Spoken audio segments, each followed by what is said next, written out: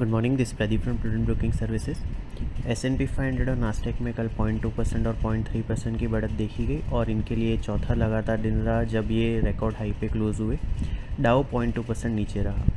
मई का producer price index का data आया, इसमें अनएक्सपेक्टेडली 0.2% की गिरावट देखी गई प्रायर मंथ के कंपैरिजन में। एक्सपेक्टेशन 0.1% की इंक्रीज़ की थी।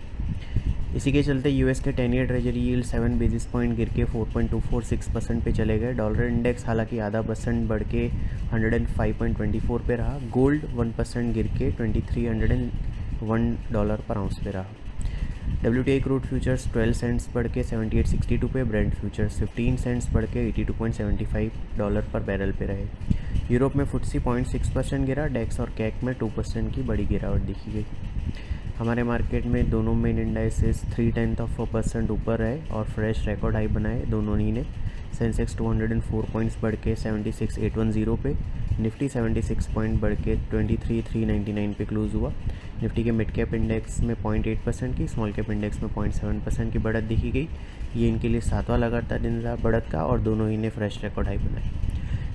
निफ्टी के रियलिटी और कंज्यूमर ड्यूरेबल इंडाइसेस सबसे ज़्यादा 2.2% और 1.7% बढ़े। मीडिया और FMCG इंडाइसेस सबसे ज़्यादा 1.1% और 0.7% गिरे। FIs की कैश सेगमेंट में 3000 करोड़ की और स्टॉक फ्यूचर में 300 करोड़ की नेट सेलिंग रही। इंडेक्स फ्यूचर में 2700 करोड़ की नेट बाइंग रही। डोमेस्टिक इंस्टीट्यूशन की 554 करोड़ की नेट सेलिंग रही। रुपये 1 पैसे डेप्रीशिएट होकर 83.55 पे क्लोज हुआ। आज एशियन मार्केट मॉडेस्ट कट के साथ ट्रेड कर रहे हैं। गिफ्ट निफ्टी हमारे मार्केट के लिए फ्लैटिश ओपनिंग सजेस्ट कर रहा है। कल हमने बताया था कि 23,600 और उसके बाद 23,800 नेक्स्ट अपसाइड टारगेट है और साथ ही हमने 23,100 के स्टॉप लॉस से लॉन्ग होल्ड करने की एडवाइस दी थी।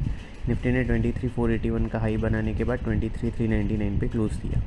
23,600 और उसके बाद 23,800 नेक्स्ट अपसाइड टारगेट्स के तौर पे कंटिन्यू कर रहा है। 23,200, 23,150 इमीडिएट सपोर्ट जोन है जिसके स्टॉप लॉस से लॉन्ग होल्ड किए जा सकते हैं।